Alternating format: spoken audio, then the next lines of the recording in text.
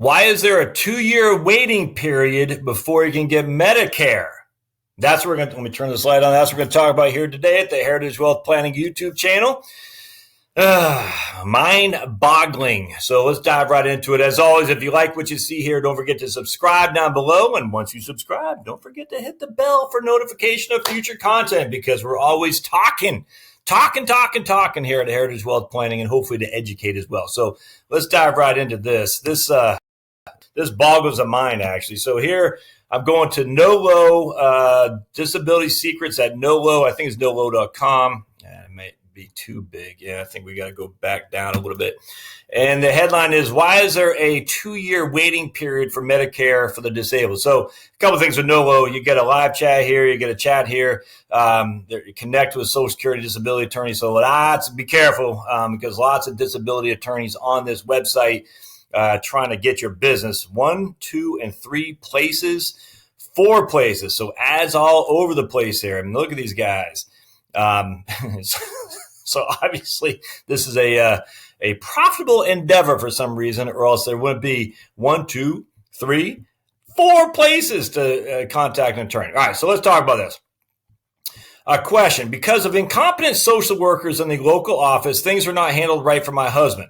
So we are now waiting for his Medicare insurance. Thank God we did finally find the right advocate to help us with his disability. In March 2012, he went through lung cancer surgery, and then November the same year through brain cancer. He was approved for disability on December 2013 EOD, and that's an explosive ordnance division. If you're in the military, Army at least, I don't know what EOD is for a disability. I do now, but keep reading or listening, and you'll find out too. So he was approved for disability December 2013 EOD. Now we wait for Medicare. Whoever decide in our government that has no compassion for people. I do not expect an answer, but for sick people to have to wait 24 to 29 months for Medicare when they can no longer make an income is ridiculous. So I read that. I had no clue what's happening here. So again, it's Medicare for the disabled. So that presumably means that I'm sure that means before 65 years old when Medicare kicks in. And so all this is new to me. And if it's new to me, I imagine it's new to you as well.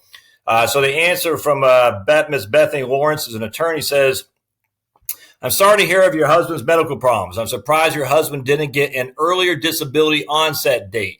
And that's what the EOD is, eligibility onset date. And that means something, actually. Who knew? With 2 cancers in the same year, I think you're saying your husband's established onset date of disability was in December 2013, which is what she said. Unfortunately, you are right. Your husband will have to wait at least another year. So I think this article was written in 2014 for Medicare coverage. So this is written in 2014. He started having disability in March of 2012, and then he established being approved for disability on December 2013. So March 2012, a year, basically almost 2 full years later, he got his EOD. Established was an EOD, again, is established date of disability, but there's a established onset date, December 2013. Your husband will have to wait. And again, now we're in 2014 when this article is written. So you're right. Your husband will have to wait another year for Medicare coverage. There are 2 exceptions to this rule.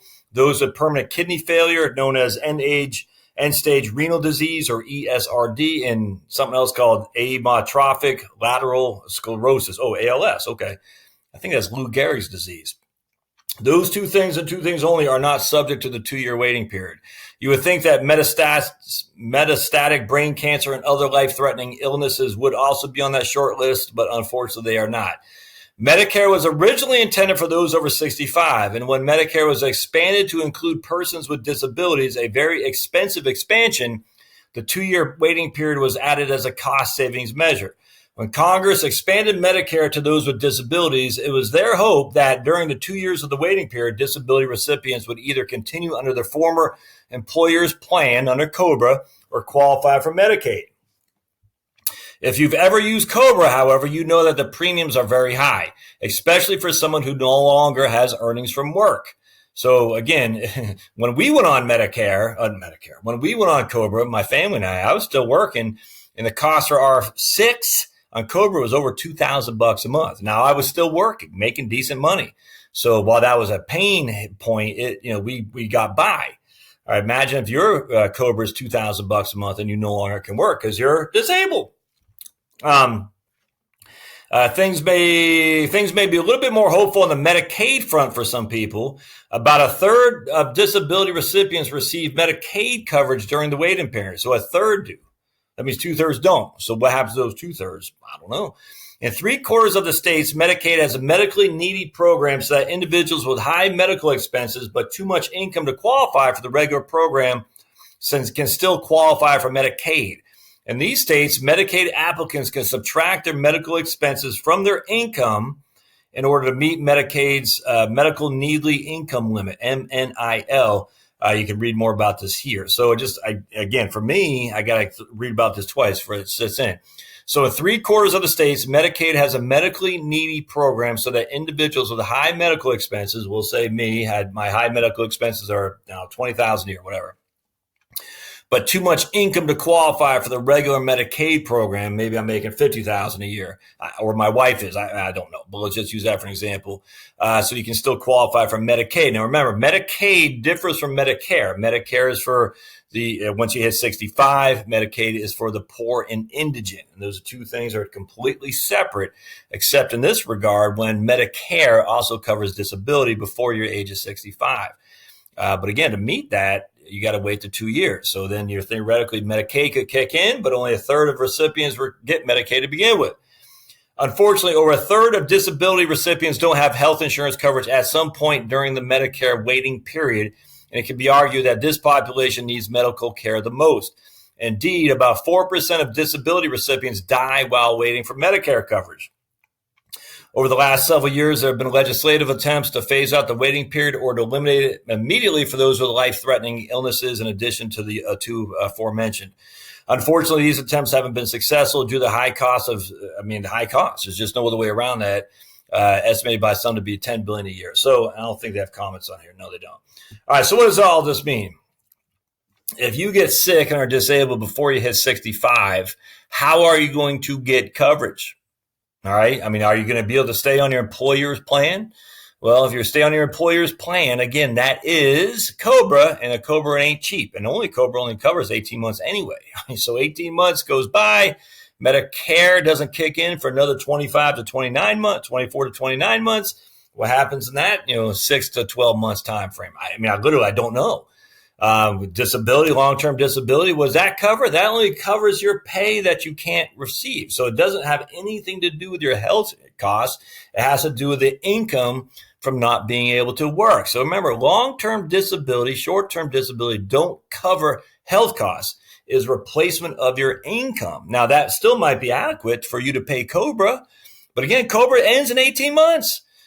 And then on top of this guy had a lung cancer surgery in March of 2012, and he wasn't approved for disability until basically 2 years later. He's got 2 years from this date. So March 2012, was he going back to work after having lung cancer surgery and then brain cancer surgery in the same year? So in 2012, he's having surgery. Presumably he's not working. He doesn't get approved until 2013. So we're talking 4 years, 2012, 2013, 2014, and then 2015, December is when it will kick in, Medicare for disabled. What happens those 4 years? Only 18 months are covered by COBRA, and COBRA is not cheap. Where does the premiums come to pay the COBRA? Well, just say you take out your savings account. Okay, so 18 months go by, you have no coverage at that point. Can you get Medicaid? Well, again, maybe, but we talk about a whole bunch of people don't have, only a third of disability recipients receive Medicaid during the waiting period. So I don't know. I don't know the answers to these things. I wish I did. But something that you need to look at, because if you're not 65 and you're relying on your employer plan and you can no longer work and you think COBRA is going to cover you until you get on Medicare for disabled, you're just wrong. Yeah, absolutely. If you rely, never mind the fact that COBRA, you still got to pay the premiums for it, and those aren't cheap anyway. So start thinking about some options that you have. And again, I don't have a solution other than, remember, long-term disability is not the solution, because long-term disability simply covers some of your income. About 65% of the income that you're no longer making because you're disabled. It doesn't cover premiums. So what happens in that donut hole of 18 months after COBRA kicks in to the 24 to 29 months when you can get Medicare for disabled? I don't know. And so think about that. And I'd definitely be looking at some videos to get that information. I will too myself, but that is a big flipping deal for sure. So I hate to say I hope this helps because I hate the fact that this could help you, but just another thing as a financial planner, we're a paranoid bunch, my friends, and we're always looking to poke holes in your current financial plan to see what could capsize your boat. And this is one of them right there, big time. So just be advised, you need to be paying attention. So if you like what you see here, or at least you're being educated, you don't like what you see here, I don't, but if you at least are being educated by the channel, don't forget to subscribe, comments, thumbs up, always helpful, my friends. Go to the blog at heritagewealthplanning.com. I'd love to hear your comments on this in particular. If you have some experience with this, man, please let me know. In fact, I'll ask my friend Skip Ritchie what his thoughts are on this, because he is a disability attorney, and he'll have some thoughts on this as well. All right, we'll see you next time. Thanks, guys.